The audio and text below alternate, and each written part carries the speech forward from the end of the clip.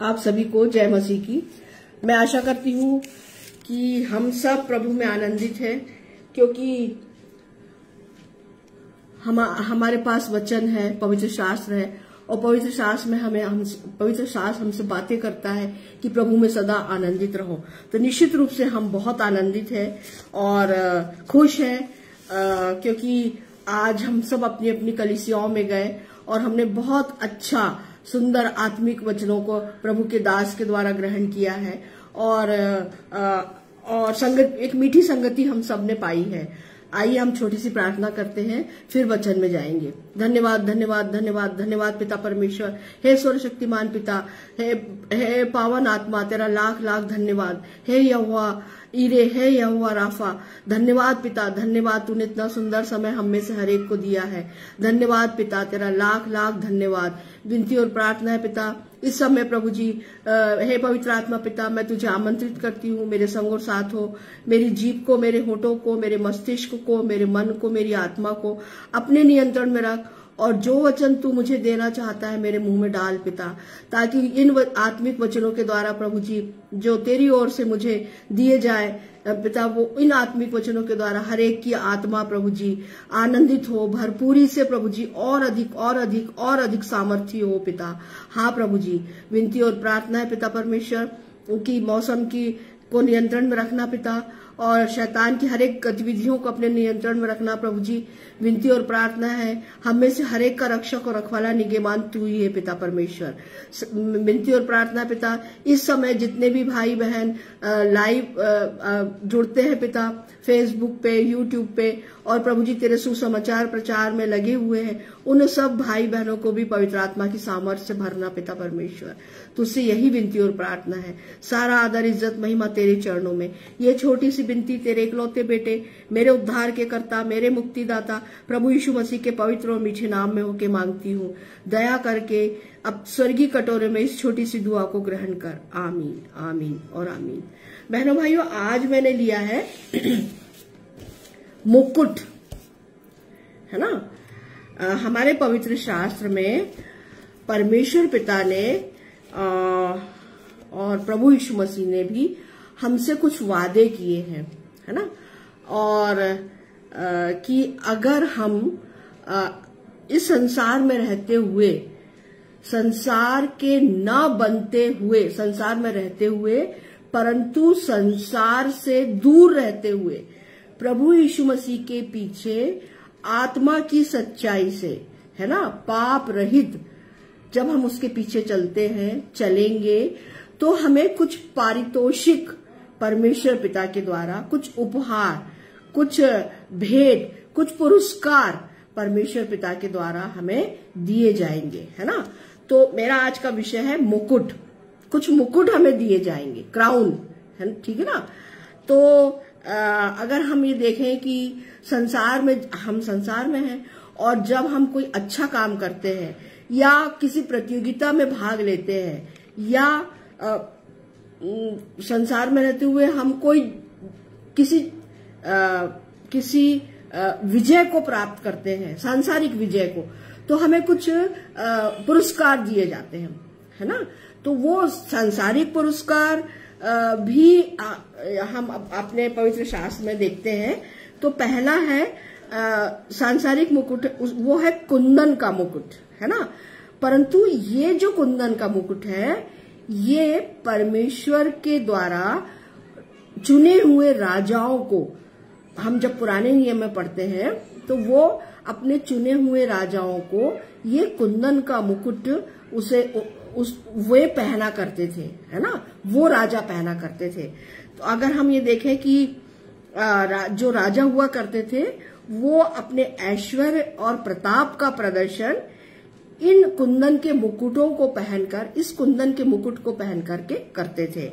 तो इसके लिए हम देखते हैं भजन 21 और उसका 1 से 4। विशेष करके मैं तीसरा 21, भजन संहिता 21 और उसका 3, क्योंकि तू उत्तम आशीषें देता हुआ उससे मिलता है और तू उसके सिर पर कुंदन का मुकुट पहनाता है ना।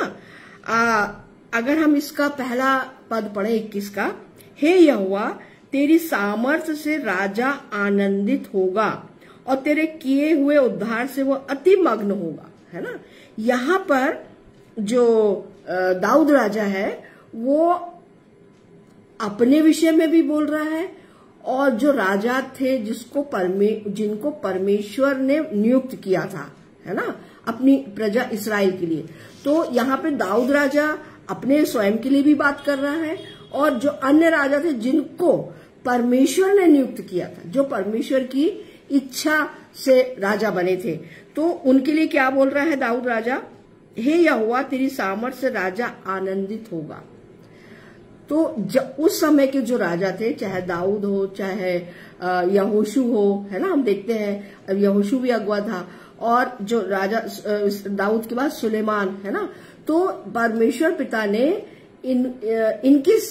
परमेश्वर पिता हमेशा इनके साथ था और परमेश्वर पिता के गाइडेंस में, परमेश्वर पिता के अनुसार, आज्ञा के अनुसार ये लोग अपना राजपाट भी करते थे, राजकीय कार्य, और साथ में परमेश्वर पिता की भक्ति भी करते थे, है ना। तो और ये जानते थे कि यहोवा परमेश्वर कितना सामर्थी है, ठीक है ना, क्योंकि ये इन्होंने सबने भी पढ़ा था। ऐसा तो नहीं है कि मूसा की पुस्तकें इन्होंने नहीं पढ़ा, इन्होंने भी मूसा की जो 5 पुस्तकें हैं उनको पढ़ करके इनको समझ में आया कि परमेश्वर ने इजरायलियों को मिस्र देश से किस प्रकार से निकाला, ठीक है ना। तो परमेश्वर की सामर्थ्य से ये सब परिचित थे और यहाँ पे दाऊद राजा इसी बात को कह रहा है। और तीसरा, क्योंकि तू उत्तम आशीषें देता हुआ उससे मिलता है और तू उसके सिर पर कुंदन का मुकुट पहनाता है ना। तो यहाँ पर दाऊद राजा ये बात बता रहे हैं कि जिनसे परमेश्वर पिता प्रसन्न होता है, जिन राजाओं हुआ परमेश्वर पिता जिन राजाओं से प्रसन्न हुआ, जैसे दाऊद है, सुलेमान है, और भी जो राजा थे जो परमेश्वर की आज्ञा के अनुसार, इच्छा के अनुसार, उसके नियमों को मानते हुए, उसकी आज्ञाओं को मानते हुए अपने राजपाट को किया करते थे, उन लोगों से परमेश्वर अति आनंदित होता था। और तब इसीलिए वो कह रहा है कि तू उसके सिर पर कुंदन का मुकुट पहनाता है ना। और ये अगर हम देखें तो ये एक मतलब कुंदन का मुकुट मतलब ऐश्वर्य, है ना। और वो राजा ऐश्वर्य से भरपूर था, परमेश्वर की आशीषों से भरपूर था, और वो अपने जो अपना प्रताप है उसको वो प्रदर्शित करता था उस मुकुट को पहन के। फिर दूसरा है घमंड का मुकुट, है ना। दूसरा है घमंड का मुकुट, ये हमें मिलता है यशायाह 28 और उसका पहला, घमंड के मुकुट पर हाय जो एप्रेम के मतवालों का है और उनकी भड़कीली सुंदरता पर जो मुरझाने वाला फूल है ना। तो यहाँ ये जो घमंड का मुकुट है, ये परमेश्वर को तो वैसे भी घमंड से भरी हुई आंखें पसंद नहीं है ना। और घमंड के कारण ही परमेश्वर ने लूसीफर को स्वर्ग से और अदन की वाटिका से हटा दिया था, है ना। और परमेश्वर ने क्या, अगर हम ये देखें कि जो लूसीफर था, जिसको परमेश्वर ने स्वयं बनाया था, 3 प्रधान स्वर्गदूत परमेश्वर के सामने पूरे समय रहते थे, लूसीफर, जिब्राइल और मिकाइल। परंतु जो ये लूसीफर था, इसको अपनी सुंदरता का बहुत घमंड था, क्योंकि वास्तव में अगर हम देखें यशायाह उसका 14, अगर हम अध्याय पूरा पढ़े तो उसमें ये बताया गया है कि वो जो लूसीफर था वो बहुत सुंदर था। और दूसरा, परमेश्वर ने जब उसको बनाया तो उसके साथ परमेश्वर ने कुछ वाद्य यंत्रों को भी बनाया, है ना। तो जब वो चलता था तो वो वाद्य यंत्र बजते थे, ठीक है। तो इसको लूसीफर को अपनी सुंदरता का घमंड था, पहली बात। दूसरी बात, वो उस घमंड से भर के उसने क्या सोचा कि मैं परमेश्वर से भी बड़ा सिंहासन और ऊंचा सिंहासन बनाऊंगा, है ना। तो और विराजमान होऊंगा। तो ये घमंड है ना। तो ये घमंड कैसा है? मुरझाने वाला। है ना। और ये जो घमंड का मुकुट है वो कैसा है, मुरझाने वाला मुकुट है।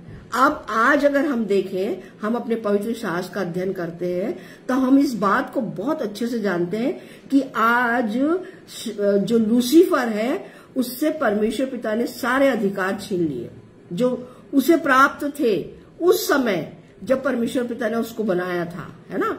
और सुंदर वाटिका दी थी, अदन की वाटिका, पहली वाटिका जो अदन की थी उसमें वो रहता था, ठीक है ना। और पूरा पृथ्वी का जो नियंत्रण था वो लूसीफर के जिम्मे था, ठीक है ना, लूसीफर को दिया गया था। लेकिन लूसीफर ने घमंड में आकर के अपने सारे अधिकार को खो दिया और परमेश्वर ने उसे भयानक दंड दिया, उसको स्वर्ग से पृथ्वी पे पटक दिया, ठीक है ना। और आज भी, और फिर प्रभु यीशु मसीह ने क्या करा, प्रभु यीशु मसीह ने आकर के लूसीफर के सिर पर क्रूस को ठोक दिया, है ना। तो ये बात हमको समझना पड़ेगा, ये गूढ़ बातें हैं, भेद भरी बातें हैं, ठीक है ना। हालांकि मेरा वो विषय नहीं है, कभी फिर अपन उस विषय पे भी बात करेंगे। तो यहाँ पर अगर हम देखें घमंड का मुकुट जो है ये लूसीफर को चूंकि घमंड था, है ना, और परंतु उसका जो मुकुट था वो कैसा है, मुरझाने वाला। तो हमें ऐसा मुकुट नहीं चाहिए, मुझे और आपको, हम विश्वासियों को इस प्रकार का मुरझाने वाला मुकुट नहीं चाहिए, ठीक है ना। फिर उसके बाद में है कांटों का मुकुट। ये इंपॉर्टेंट मुकुट है मेरे और आपके लिए।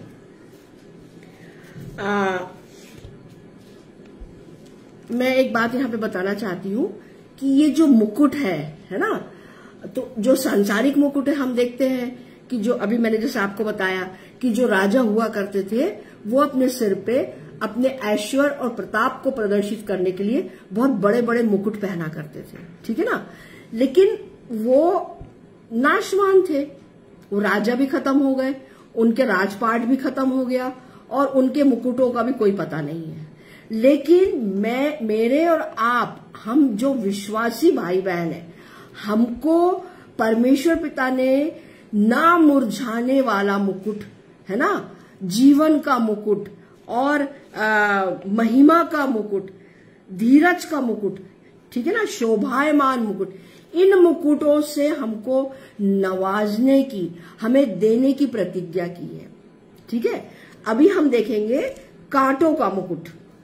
तो इसके लिए मैं पढ़ना चाहूंगी यूहन्ना और उसका 19वां अध्याय और 2 और 3 पद पढ़ना चाहती हूँ। सिपाहियों ने कांटों का मुकुट गूंथ कर उसके सिर पर रख दिया, उसे बैंजनी वस्त्र पहनाया और उसके पास आकर कहने लगे, हे यहूदियों के राजा प्रणाम, और उसे थप्पड़ भी मारे। 5वां भी पढ़ना चाहती हूँ, यूहन्ना 19 और उसका 5।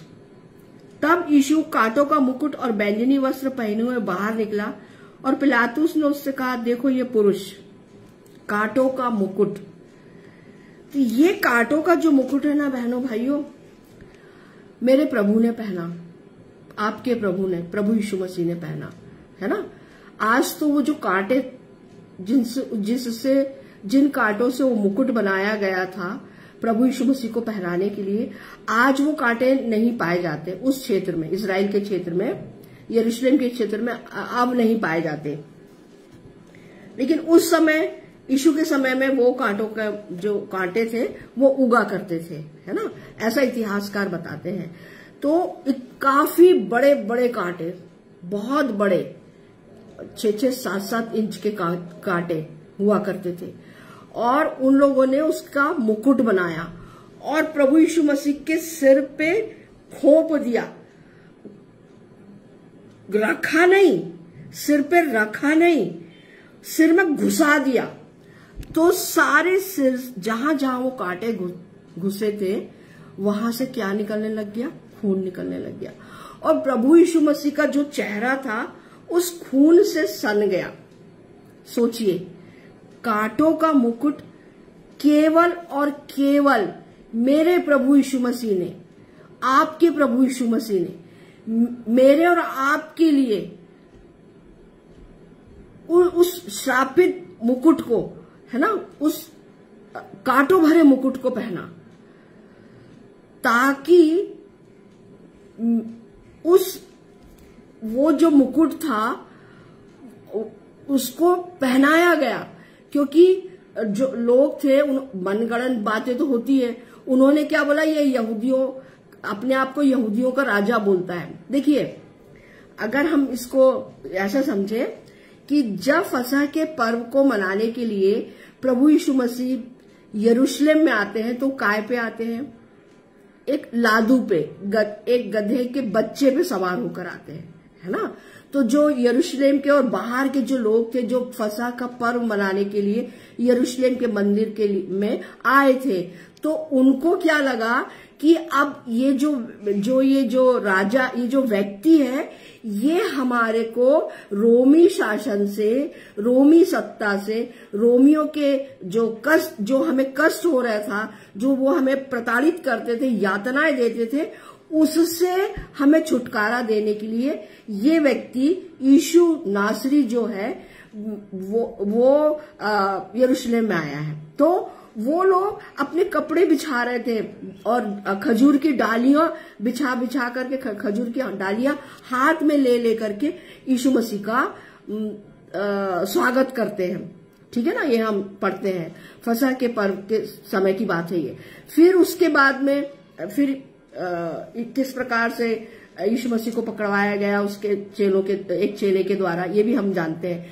तो सब लोगों के दिमाग में क्या था कि ये राजा है, ठीक है ना। क्योंकि हम अगर देखें मत्ती में, तो जो ज्योतिषी आए थे, है ना, वो क्या बोल रहे थे? अगर मैं आपके सामने पढ़ना चाहती हूं, मत्ती 1 और उसका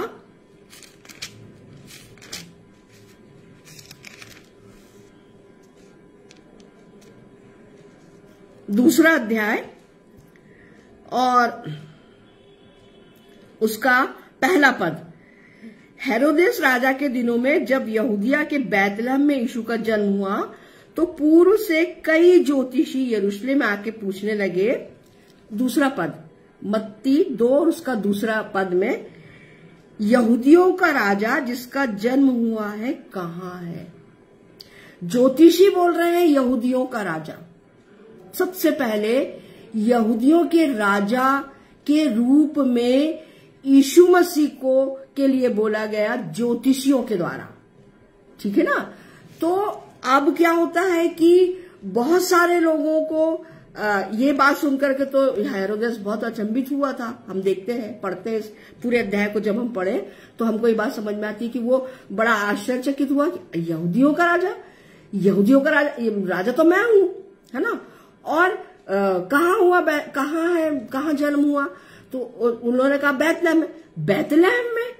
बैतलहम तो बहुत छोटा सा क्षेत्र, नगर है, उसकी अपनी कोई आभा नहीं, कोई परिचय नहीं। वहां पर यहूदियों के राजा का, और वो हंसता है ना। और फिर क्या बोलता है कि अच्छा, तो ज्योतिषियों से कहता है कि अच्छा ठीक है, तुम उससे मिल लो और मेरे को भी आके बताना, तो मैं भी जाकर के उसको दंडवत करूंगा, मैं भी उसको प्रणाम करूंगा, है ना। लेकिन ज्योतिषी सपने में, स्वर्गदूत के द्वारा उनको सपने में चेतावनी मिलती है और वो दूसरे रास्ते से अपने देश चले जाते हैं। तो ये देख करके हेरोदेस बहुत गुस्सा होता है और वो गुस्से में वो क्या करता है, 2:18 रामा में 16 से पढ़ना चाहूंगी। जब हेरोदेस ने देखा कि ज्योतिषियों ने उसके साथ धोखा किया है, तो वह क्रोध से भर गया और लोगों को भेजकर ज्योतिषियों द्वारा ठीक ठीक बताए गए समय के अनुसार बैतलहम और उसके आसपास के स्थानों के सब लड़कों को जो 2 वर्ष के या उससे छोटे थे मरवा डाला। है ना, कितना क्रूर राजा था वो कि उसने सारे छोटे बच्चों को जो 2 वर्ष और उससे छोटे थे उनको मरवा डाला, है ना।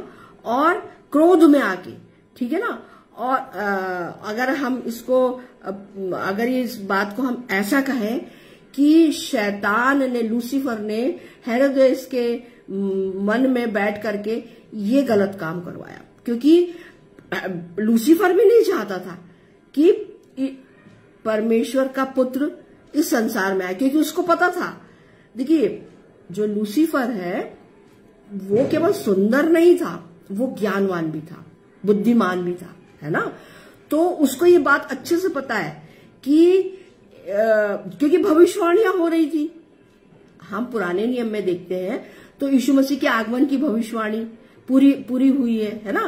पूरे समय में यशायाह कह लीजिए और भी जो भविष्यवक्ताएं थे उनके द्वारा, मीका के द्वारा भविष्यवाणी हुई है। तो वो ये सब बातें जानता था और वो बिल्कुल नहीं चाहता था कि, उसको पता था कि मेरे को, क्यों पता था, क्योंकि परमेश्वर ने श्राप दिया था ना आदम की वाटिका में तीनों को, आदम को भी दिया था, हवा को भी दिया था और सर्प को भी दिया था, है ना।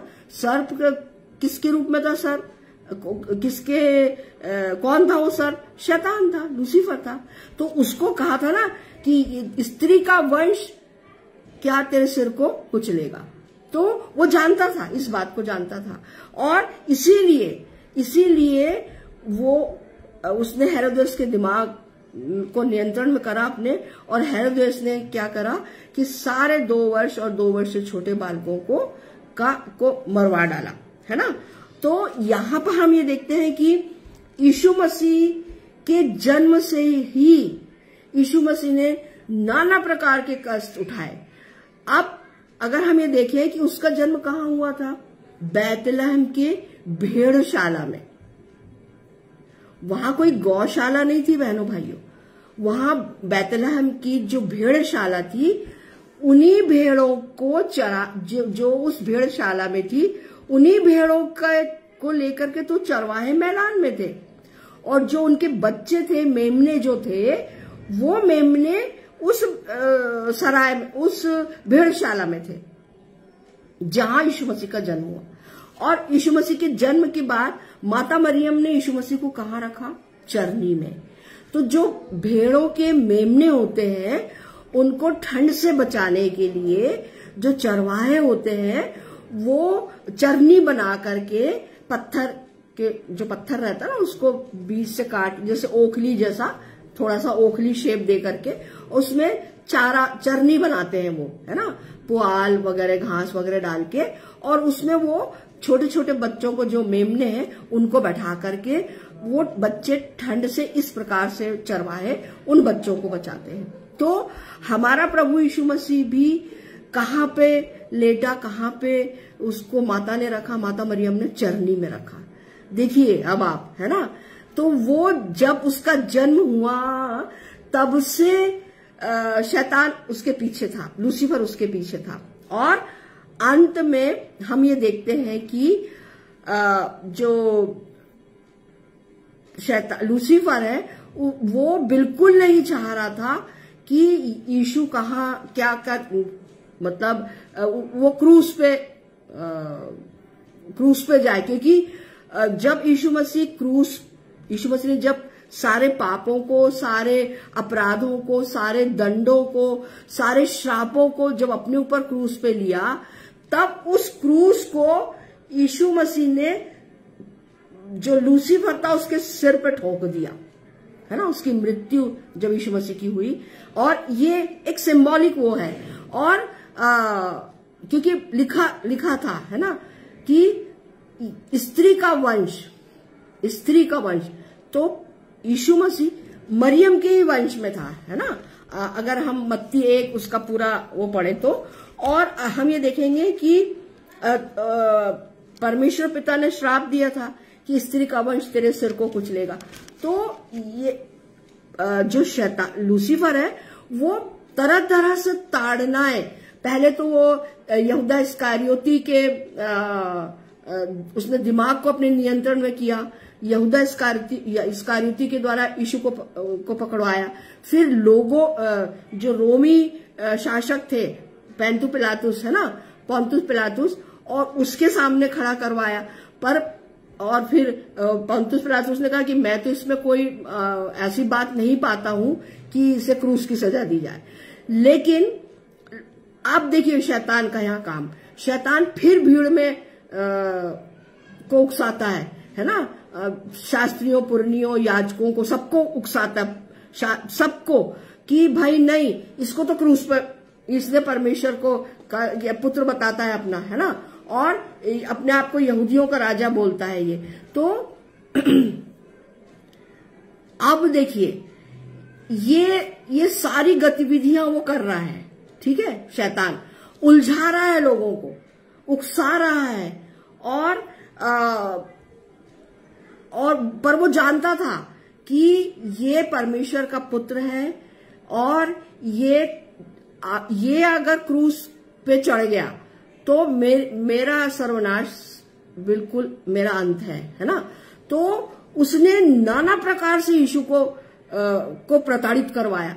अब ये जो लोग थे, जो सिपाही थे, उन्होंने कहा अच्छा ये यहूदियों का राजा, ठीक है, राजा के सिर पे मुकुट होना चाहिए। तो फिर उन्होंने क्या करा, जल्दी से कांटों का मुकुट बनाया। देखिए अब आप, और कांटों का मुकुट पूरे, आप अगर पढ़ें सभी धर्मों के विषय में, अगर हम पढ़ते हैं तो वहां कहीं अच्छे सुंदर सुंदर मुकुट पहना है बहुत सारे लोगों ने। लेकिन मेरे प्रभु ने, आपके प्रभु ने, प्रभु यीशु मसीह ने, सिर्फ वो इकलौता ऐसा राजा है जिसने कांटों का मुकुट पहना। और उस कांटों के मुकुट में जो यातनाएं थी, प्रताड़नाएं थी, वो सब उसने सहा मेरे और आपके लिए। तो ये जो कांटों का मुकुट है, ये हमको इस बात की ओर हमको ले जाता है कि ये मुकुट कैसा है, सताव का मुकुट है, ताड़ना का मुकुट है, पश्चाताप का मुकुट है ना। ये कोई सहज मुकुट नहीं है, ठीक है ना। और जब सिपाहियों 19 का दूसरा, सिपाहियों ने कांटों का मुकुट गूंथकर उसके सिर पर रखा और उसे बैंजनी वस्त्र पहनाया। बैंजनी वस्त्र मतलब जो राजा हुआ करते थे वो बैंजनी वस्त्र, भड़कीले वस्त्र पहनते थे, बैंजनी। तो यहां पर भी वो सैनिकों ने यीशु को बैंजनी वस्त्र पहनाए और उसके पास आकर उस कहने लगे, हे यहूदियों के राजा प्रणाम, और उसे थप्पड़ भी मारे, है ना। ये सब कुछ मेरे प्रभु ने मेरे और आपके लिए सहा उस क्रूस पे जाने से पहले, ठीक है ना। तो अब देखिए ये जो कांटों का मुकुट है ना, ये बिल्कुल सहज नहीं है। ये सताव को दर्शाता है, ये ताड़ना को दर्शाता है ना, और ये श्रापों को दर्शाता है। तो और ये ऐसा मुकुट है जो कोई भी नहीं पहनना चाहेगा, कोई भी नहीं। आज के संदर्भ में अगर हम बात करें, पहली बात तो इतने जो कांटे हैं बड़े बड़े, अब तो वो होते भी नहीं है यरूशलेम में या इजराइल में। लेकिन जो कांटे होते हैं आज के संदर्भ में, आज हम देखते हैं जो कांटे बबूल वगैरह के, वो उतने बड़े नहीं हो, फिर भी वो उसका मुकुट बना करके कौन पहनना पसंद करेगा, ठीक है ना। परंतु मेरे प्रभु ने पहना मेरे और आपके लिए, ताकि हमें श्रापों से, पापों से और अपराधों से, दंड से, इन सब चीजों से हमें छुटकारा मिले। फिर है शोभायमान मुकुट। ये राजकीय मुकुट है, शोभायमान मुकुट। यशायाह 62 और उसका 3 पद पढ़ना चाहूंगी। यशायाह 62 और उसका 3, तू यहोवा के हाथ में एक शोभायमान मुकुट और अपने परमेश्वर की हथेली में राज मुकुट ठहरेगी। ये यरूशलेम के लिए कहा गया है ना।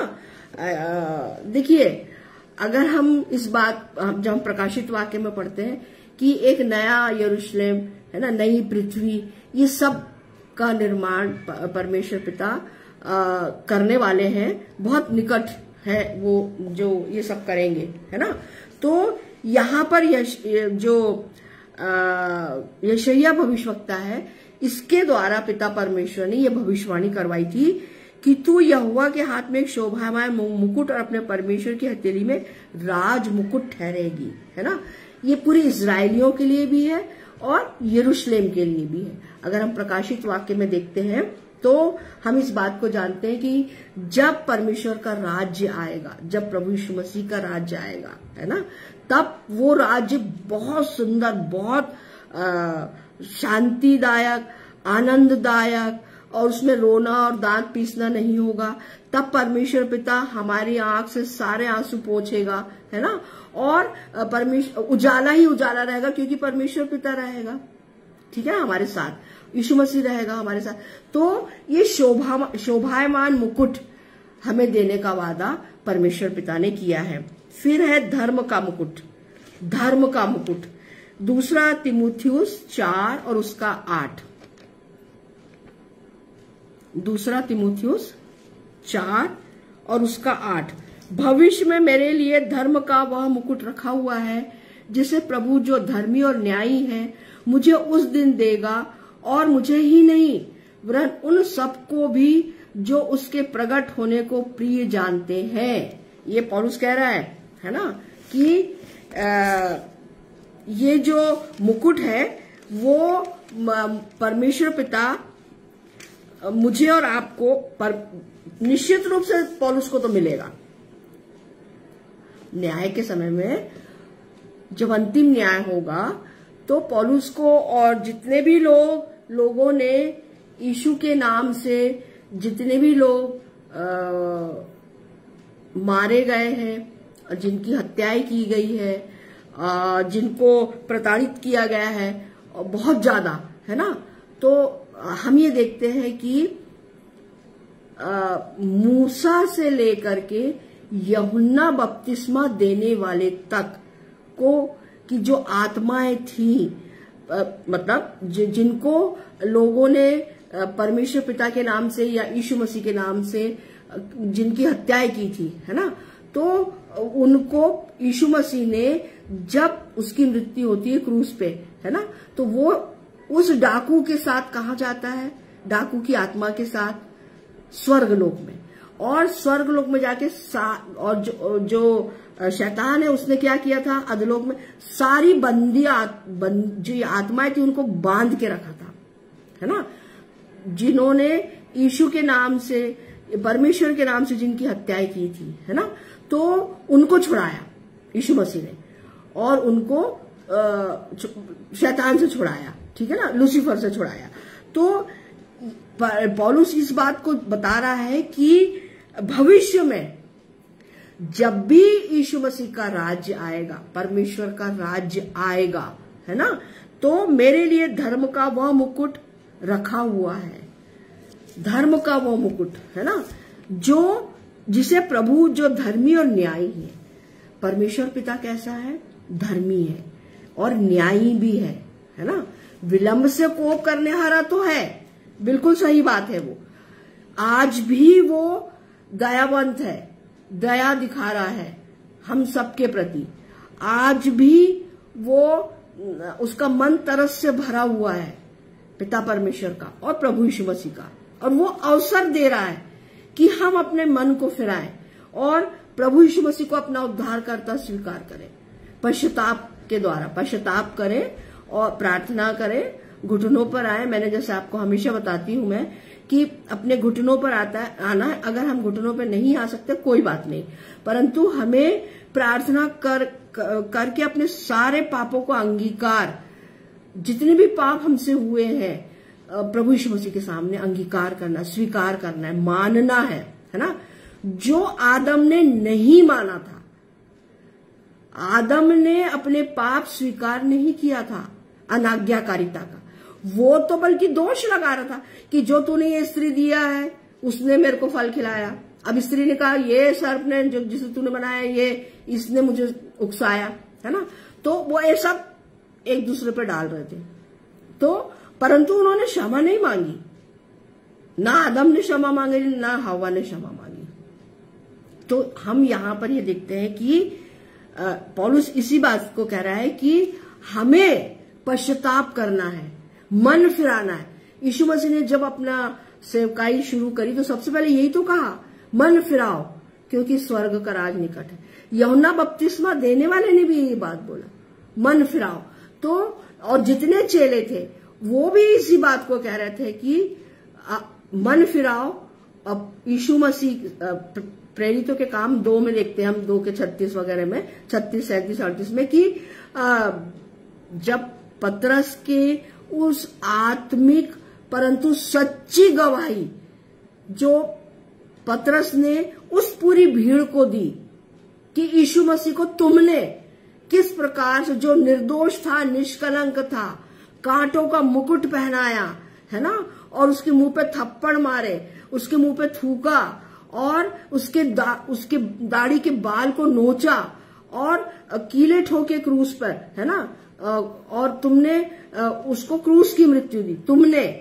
तो लोग एकदम से हतप्रद रह गए, आत्मग्लानि से भर गए, क्योंकि उनको बहुत सारी बातें नहीं, वो तो सब बाहर से आए हुए थे, 13-14 प्रांत के लोग थे जो यरूशलेम में आके अपना काम धंधा करते थे, है ना, अपना पेट पालने के लिए आते थे और फिर वापस अपने क्षेत्र में जाते भी थे। तो वो भीड़ का हिस्सा जरूर थे, लेकिन उनको बहुत सारी बातें नहीं पता थी। तो जब पतरस सच्ची गवाही, क्योंकि पतरस तो था ना, पतरस ने सब कुछ देखा था, यूहन्ना ने पूरा देखा था, जो चेले थे उन्होंने भी देखा था, और जब पतरस ने ये सच्ची गवाही यीशु मसीह के विषय में दी तो वो सारी भीड़ आत्मग्लानि से भर गई और उन्होंने कहा कि हे भाइयों, अब हम क्या करें।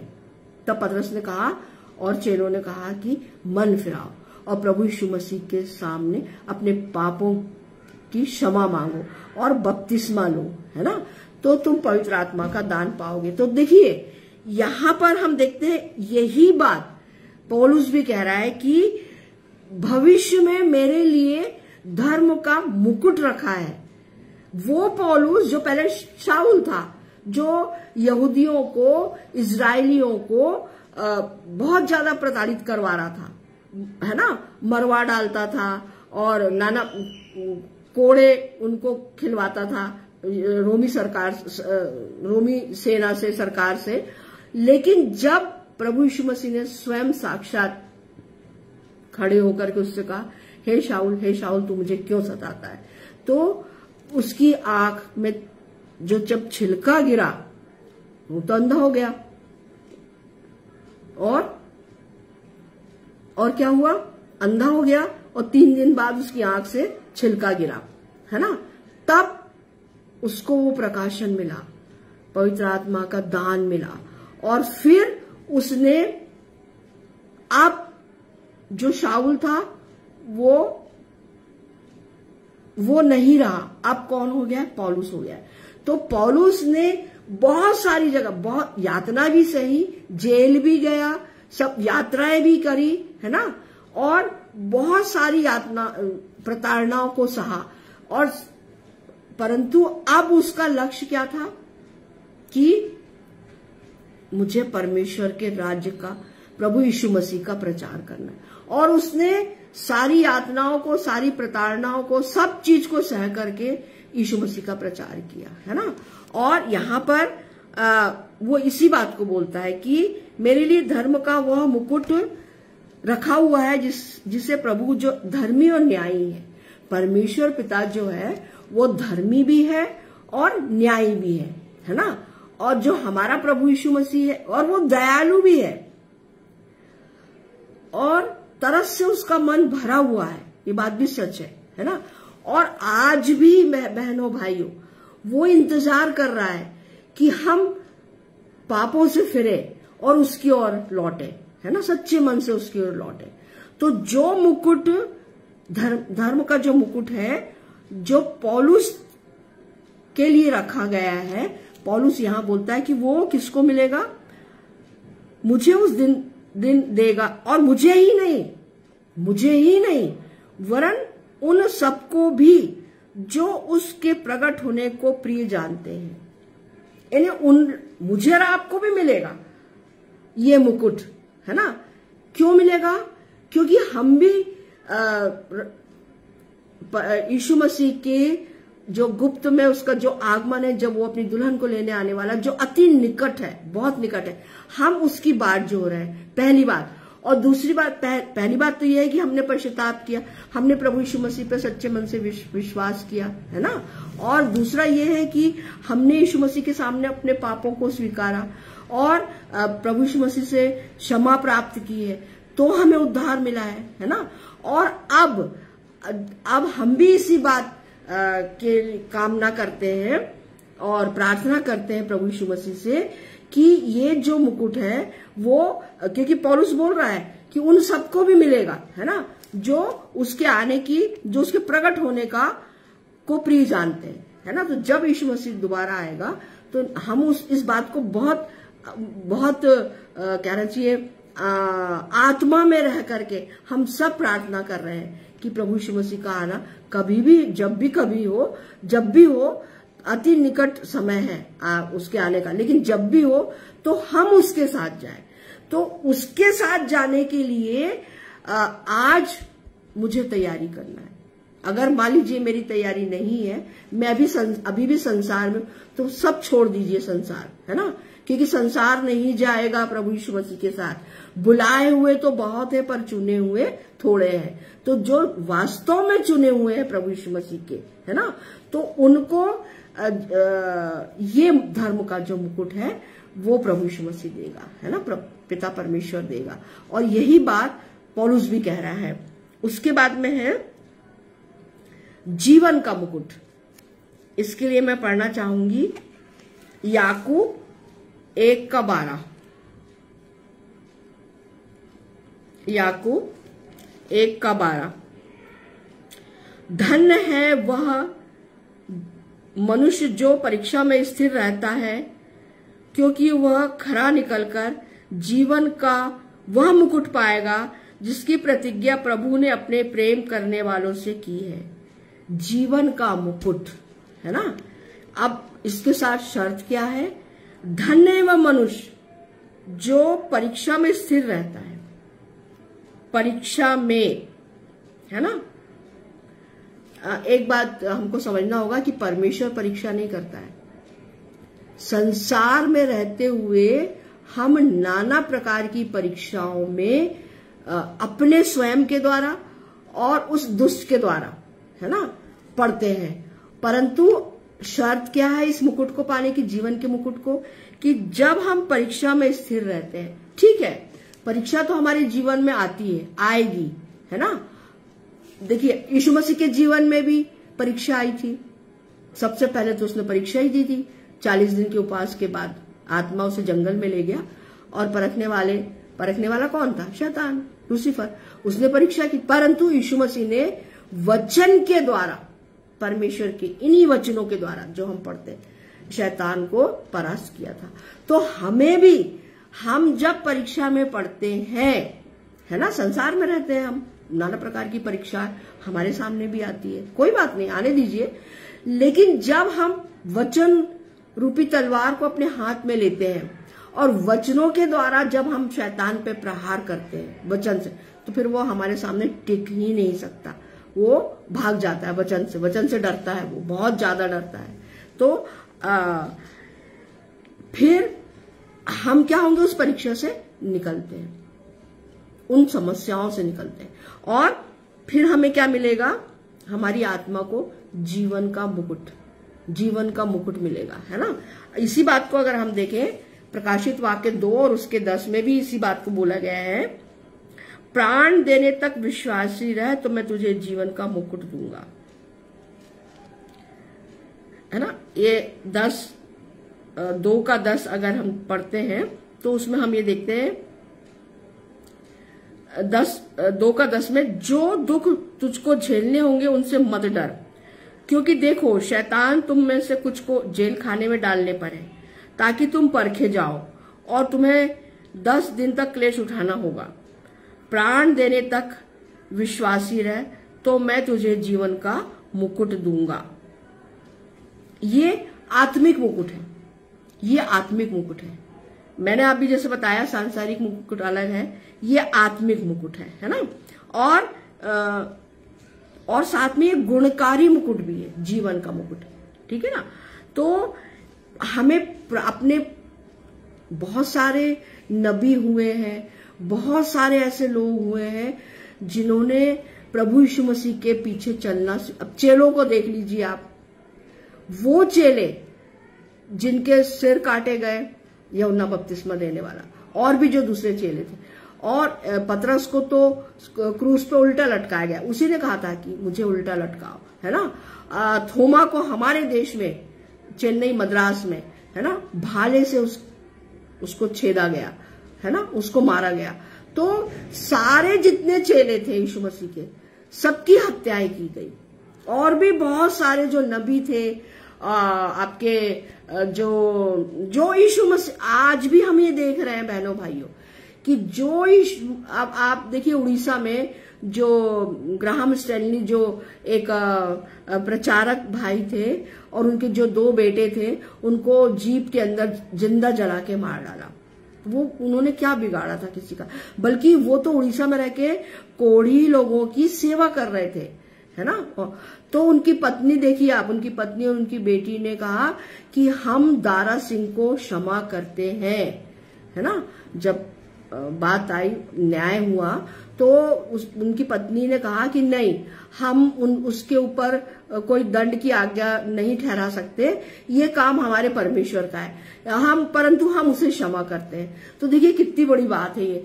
तो और भी बहुत सारे लोग हैं, है ना, साधु सुंदर सिंह जैसे जो लोग हैं, उनके पिताजी करतार सिंह जी के लिए ये कहा जाता है, मैंने कहीं पढ़ा था कि उनको जिंदा एक पीतल का बैल बनाया और उसके अंदर उनको जिंदा उसके अंदर रखा और उसको पूरा पैक कर दिया उस पीतल के बैल को, और नीचे से आग लगाई और उस पूरे बैल को,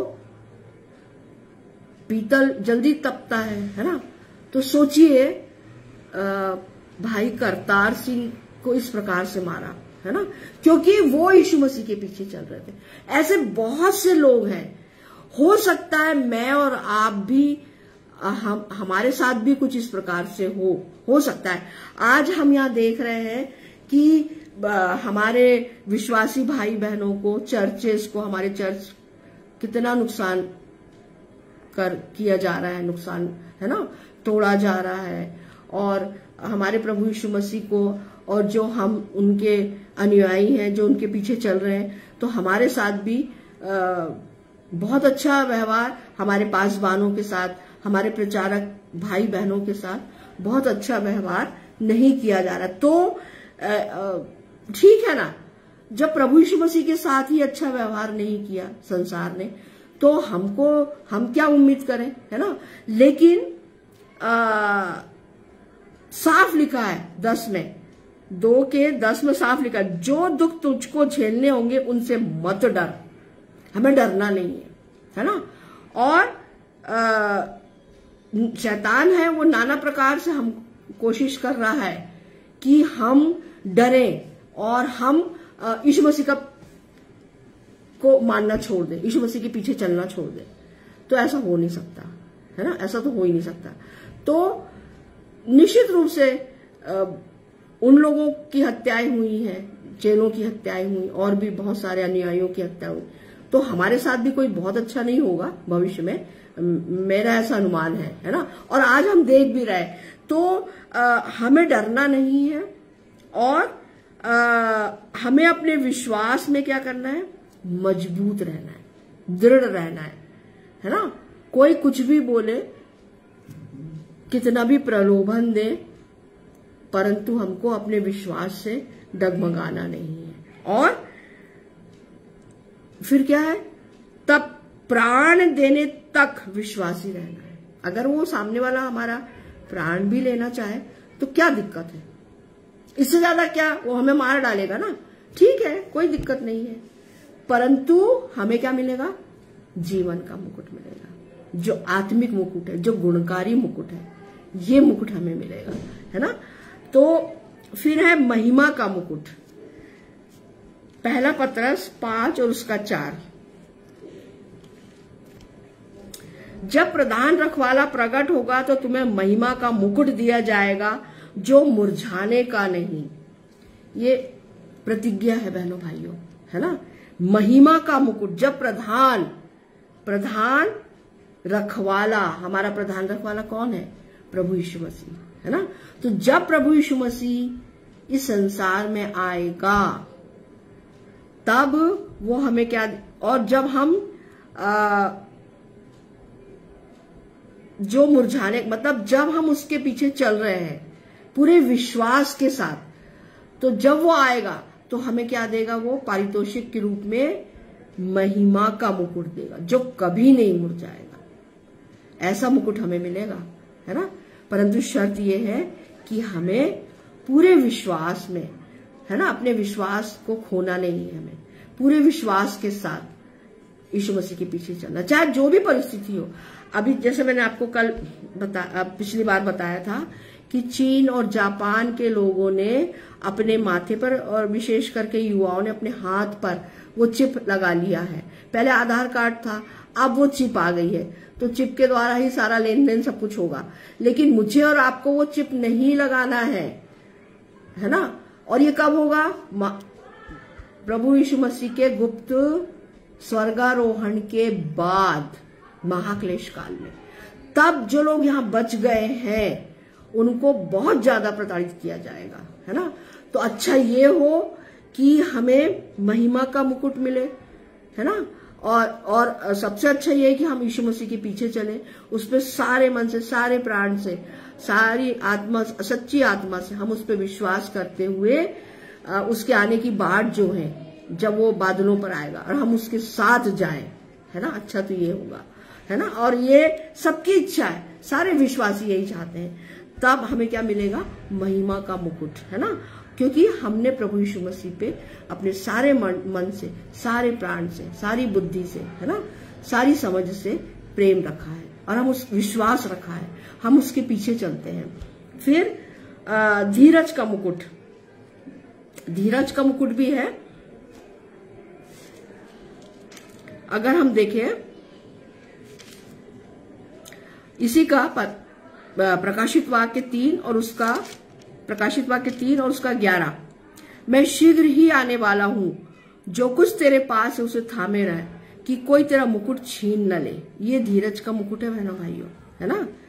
पर यीशु मसीह ने साफ बोला है, ये यीशु मसीह ने फिलाडेल्फिया, सारी 7 कलीसियाओं को जो संदेश दिया यूहन्ना के माध्यम से, तो ये फिलाडेल्फिया की जो कलीसिया, उसको, ये फिलाडेल्फिया की अकेली कलीसिया नहीं, मेरे और आपके लिए भी है ये वचन कि हमें धीरज रखना है, धीरज रख करके उसके आने की बाट जोना है, प्रार्थना में रहना है ना। संसार में रहते हुए भी संसार के सदृश नहीं बनना है। तो और इस मुकुट, ये मुकुट जो है वो हमसे कोई छीन नहीं सकता। ये हमारा प्रण होना चाहिए, है ना, धीरज का मुकुट, क्योंकि वो शीघ्र आने वाला है। और सच बात है ये, हम सब लड़ाइयां देख रहे हैं आज, है ना, लेबनान में, फिर आपका यमन में, सोर में जो टायर है, सब में धीरे धीरे इजराइल कब्जा कर रहा है ना। और हम ये बात बहुत अच्छे से जानते हैं बहनों भाइयों कि इजराइल परमेश्वर पिता की चुनी हुई जाति है, प्रजा है ना। तो उससे लोहा लेना या उसको हराना असंभव है, या उसको जीत पाना, क्योंकि उनके साथ कौन खड़ा है? सेनाओं का यहोवा है उनके साथ में, ठीक है ना। तो हम ये सब देख रहे हैं बहनों भाइयों। जितनी जकरिया भविष्यवक्ता, अगर हम की भविष्यवाणियों को पढ़ते हैं, उसमें लिखा है लेबनान, यमन, सोर, है ना, इन सब, सीरिया, ईरान, इराक, हम देख रहे हैं, पढ़ रहे हैं, समझ रहे हैं इन सब भविष्यवाणियों को। धीरे धीरे सारी भविष्यवाणियां हमारे समय में हम पूरी होते देख रहे हैं। तो हमें धीरज धरना है ना, धीरज धर करके उसके आने की बाट जो होना है। तो बाट कैसे जोएंगे हम? प्रार्थना करके, एक दूसरे को सांत्वना देके, एक दूसरे के लिए प्रार्थना करके, एक दूसरे के साथ मिलजुल करके जो प्रेम है, आपसी प्रेम को बांटना है, भाईचारे को बांटना है, एक दूसरे की बातों को सहना है, समझना है, सीखना है, जानना है और उनके सुख दुख में खड़े रहना है। यही तो परमेश्वर चाह रहा है कि हम आपस में प्रेम से रहें, है ना। यीशु मसीह ने क्या बोला है, दूसरी आज्ञा, तू अपने पड़ोसी से अपने समझ। तो अपना मेरा पड़ोसी कौन? सभी लोग मेरे पड़ोसी हैं, है ना। कोई पर्टिकुलर जो मेरे पड़ोस में रह रहा वो नहीं, सभी लोग मेरे पड़ोस। तो हमको सबके साथ में मित्रवत व्यवहार करना, प्रेम से व्यवहार करना है और धीरज धर के प्रभु यीशु मसीह के आने की बाट जोहना है और धीरज धरना है। तो ये धीरज का मुकुट मुझे और आपको पिता परमेश्वर ने, प्रभु यीशु मसीह ने देने का वादा किया है। तो आज हमने 7 प्रकार के मुकुटों को देखा, है ना। और हमने इस बात को जाना कि जब हम प्रभु यीशु मसीह के पीछे चलते हैं और कष्ट तो आएंगे बहनों भाइयों हमारे जीवन में, है ना। लेकिन जब हम प्रभु यीशु मसीह के पीछे चलते हैं तो हमें धीरज रखना है और उसके जब हम धीरज रखेंगे तो हमें और अपने प्राणों की चिंता नहीं करना है, तो हमें जीवन का मुकुट मिलेगा, महिमा का मुकुट मिलेगा, है ना, शोभायमान मुकुट मिलेगा। तो ये जो मुकुट है इसको प्राप्त करने के लिए हमें अब तैयारी करना है ना। और मैं तो ये जानती हूं कि बहुत सारे विश्वासी भाई बहन बहुत सालों से तैयारी कर रहे हैं, विश्वास में मजबूत है ना, और आत्मा की सच्चाई से, खराई से एक दूसरे के लिए प्रार्थना करते हैं। तभी तो हमारी कलीसिया आज इतनी मजबूत है और कितनी कलीसियाएं हो गई हैं, देखिए फैलते जा रहा है, फैलते जा रहा है, फैलते जा रहा है यीशु मसीह का प्रचार। यीशु मसीह यही तो चाहता है ना, संसार की छोर तक मेरा सुसमाचार प्रचार करो, आज्ञा भी है उसकी। तो हमने ये देखा, समझा, जाना कि ये इन मुकुटों को हमें भी प्राप्त करना है, ठीक है ना। और जो मुकुट है ठहराए गए हैं हमारे लिए, उन मुकुटों को प्राप्त करने के लिए हमें दृढ़ निश्चय होना है, संसार से निकलना है ना, प्रभु यीशु मसीह के पीछे चलना पूरे विश्वास से। फिर हमें अपने प्राणों की भी चिंता नहीं करनी है, ठीक है ना। हमने इन सब बातों को आज समझा, जाना और सीखा। आइए हम प्रार्थना करते हैं। धन्यवाद धन्यवाद धन्यवाद पिता परमेश्वर, तेरी जय जयकार हो पिता परमेश्वर, तुझे महिमा मिले पिता परमेश्वर। धन्यवाद धन्यवाद धन्यवाद, तू अति स्तुति के योग्य पिता परमेश्वर। हाँ यहोवा राफा, हे यहोवा ईरे, हे यहोवा शालोम, हे यहोवा एडोनाय। धन्यवाद धन्यवाद धन्यवाद पिता, तेरी स्तुति हो, तेरी महिमा हो, तेरी प्रशंसा हो पिता परमेश्वर। इतने सुंदर वचनों के लिए तुझे धन्यवाद देती हूँ पिता, कि तूने पिता, हे प्यारे यीशु, हे पवित्र आत्मा पिता, मेरे संग और साथ रह करके पिता परमेश्वर तूने ये वचन प्रभु जी मेरे मुंह में डाले। और पिता परमेश्वर इन आत्मिक वचनों के द्वारा आज हमने सीखा कि इन मुकुटों को हमें भी प्राप्त करना है, धीरज के मुकुट को, महिमा के मुकुट को, शोभायमान मुकुट को, हाँ पिता, जीवन के मुकुट को हमें प्राप्त करना है। तो विनती और प्रार्थना है पिता, हम सबकी आत्मा को अपने वचन रूपी रोटी के द्वारा और अधिक हमारी भूख को पिता परमेश्वर और अधिक बढ़ा, और इन वचन रूपी रोटी के द्वारा पिता परमेश्वर हमारी आत्मा तृप्त होने पाए और अधिक सबल और मजबूत होने पाए। हाँ पिता परमेश्वर, धन्यवाद पिता, धन्यवाद धन्यवाद, तेरी स्तुति हो, तेरी जय जयकार हो, तुझे महिमा मिले पिता परमेश्वर। विनती और प्रार्थना है पिता, जहां कहीं तेरा वचन सुसमाचार प्रचार किया जाता है, बांटा जाता है, सुनाया जाता है, विनती और प्रार्थना है पिता परमेश्वर, सुनने वाले और सुनाने वालों पे तेरी नाम बनाम आशीष हो। मैं अपने सारे प्रचारक, पास्टर भाई बहनों के लिए मांगती हूँ पिता, विनती और प्रार्थना करती हूँ पिता, कि उनके घर के खत्तों को भरा पूरा रखना, उन आकाश के झरोके खोलकर के पिता उन्हें नाम बनाम आशीष देना पिता, तुझसे यही विनती और प्रार्थना है। और पवित्र आत्मा के वरदानों से भरना पिता, तुझसे यही विनती और प्रार्थना है। हाँ पिता परमेश्वर, तेरे बेटे का आना निकट है, हम सब आत्मा में उससे मिलने पाए पिता। हम सबकी पुकार, हम सबकी प्रार्थना, हाँ पिता परमेश्वर, इसी बात के लिए होनी चाहिए कि हम प्रभु यीशु मसीह से बादलों पे मिले। हाँ पिता परमेश्वर, विनती और प्रार्थना है पिता, हम सबकी आत्माओं को प्रभु जी वचन रूपी रोटी से प्रभु जी, आत्मिक रोटी से पिता परमेश्वर भरपूर कर। हाँ पिता परमेश्वर, और हम सब प्रार्थना में प्रभु जी एक में एक दूसरे को प्रभु जी उठाते चले पिता। हाँ पिता परमेश्वर, तुझसे यही विनती और प्रार्थना है। मैं अपने सारे भाई बहनों के लिए तुझसे मांगती हूँ जो फेसबुक लाइव पर रहते हैं पिता, तेरे सुसमाचार प्रचार में लगे हैं पिता। मैं अपने छोटे भाई अनुपम डेविड जी को, उनकी प्रिय पत्नी शबनम भाभी को, उनके बच्चों को, भाई सैमुअल को, और भी जितने भाई बहन पिता तेरे सुसमाचार प्रचार में लगे हैं पिता, हर एक को तेरे हाथ में सौंपती हूँ और मांगती हूँ पिता कि पिता परमेश्वर इन सब को अपनी आशीषों से माला माल रखना पिता। हाँ प्रभु जी, विनती और प्रार्थना है पिता परमेश्वर। मैं अपनी मंडली की एक छोटी बेटी है पिता, डॉल्सी पिता, आज वो अस्पताल में भर्ती है पिता, उसका ऑक्सीजन लेवल कम है पिता, और उसे अस्थमा हुआ है पिता। विनती और प्रार्थना है पिता परमेश्वर, हे प्यारे यीशु, तू तो चंगा करने वाला पिता है। हे प्यारे यीशु, उस बेटी को छू ले, बहुत सुंदर बहुत अच्छी बेटी है पिता। हाँ प्रभु जी, छोटी बच्ची है पिता वो। विनती और प्रार्थना है पिता परमेश्वर, तेरे दास प्रभु, तेरे दास पंकज एंड्रूस की बेटी है पिता, जो तेरा दास है। हाँ पिता परमेश्वर, विनती और प्रार्थना है हम सारी मंडली होकर के एक मन एक चित होकर के डॉल्सी के लिए तुझसे विनती और प्रार्थना करते हैं पिता कि उस बेटी को नाम बना चंगाई दे पिता परमेश्वर। हाँ प्रभु जी, जब उसका जन्म हुआ था पिता, वो पैदा होने के बाद मेरी गोद में आई थी, मेरे हाथ में आई थी।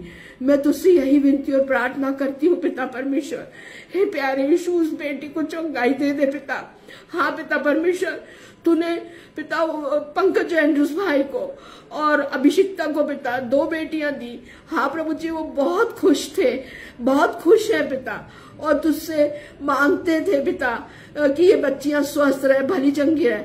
हम सारी मंडली होके पिता, आज हमारे बेदी पे हमारे पासबान ने भी ये प्रार्थना की है, और मैं भी तुझसे यही प्रार्थना करती हूँ पिता कि डॉल्सी को नाम बनाम चंगाई दे दे पिता।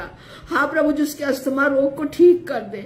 बहुत मासूम बच्ची है पिता, वो 6 साल की बच्ची है पिता, और एक बार पिता परमेश्वर तू फिर से उस घर में खुशियों को ला दे पिता। तुझसे यही विनती और प्रार्थना है, हम सारी मंडली होकर के एक मन एक चित होकर के पिता तुझसे यही विनती और प्रार्थना करते हैं पिता परमेश्वर कि वो मासूम बच्ची पिता जल्द से जल्द आईसीयू से बाहर निकले और प्रभु जी भली चंगी होके अपने घर लौटने पाए।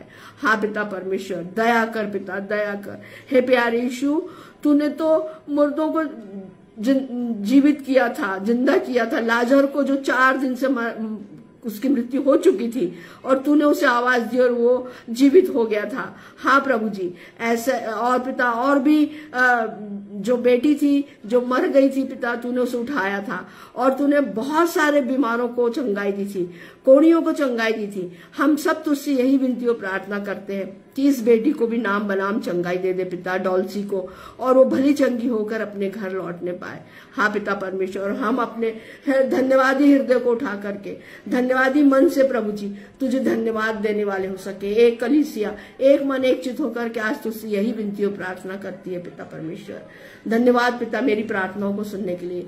और भी जितने भाई बहन मौसम की बीमारी से जूझ रहे हैं पिता, उन सबको भी पिता नाम बनाम चंगाई दे पिता परमेश्वर। हे प्यारे यीशु, तुझसे यही विनती और प्रार्थना है, तू चंगा करने वाला परमेश्वर है। हाँ पिता, विनती और प्रार्थना है प्यारे यीशु। मैं नहीं जानती कि और कितने भाई बहन नाना प्रकार की बीमारियों से ग्रसित हैं, परंतु उन सब के लिए भी तुझसे विनती और प्रार्थना है प्रभु जी कि उन्हें तू अपनी उनकी खाट से उठा के खड़ा कर दे। हाँ पिता, विनती और प्रार्थना है प्रभु जी, तू जो वरदान तूने हम सबको दिया है, पवित्र आत्मा की जो वरदान है पिता, वो जो तूने हमें दिए हैं पिता, चंगाई का वरदान, भविष्यवाणी का वरदान, विनती और प्रार्थना पिता हर एक पासवान पवित्र आत्मा की सामर्थ्य से भर के इन वरदानों का उपयोग करने पाए पिता, अधिक से अधिक उपयोग करने पाए पिता। तुझसे यही विनती और प्रार्थना है। सारा आदर, इज्जत, महिमा, गौरव, जलाल तुझे मिले मेरे स्वर्गीय पिता परमेश्वर। यह छोटी सी विनती तेरे इकलौते बेटे, मेरे उद्धारकर्ता, मेरे मुक्तिदाता, मेरे जीवन के दाता प्रभु यीशु मसीह के पवित्र और मीठे नाम में होके मांगती हूँ। दया करके स्वर्गीय कटोरे में मेरी छोटी सी दुआ को ग्रहण कर। आमीन, आमीन और आमीन। आप सभी को यीशु सहाय।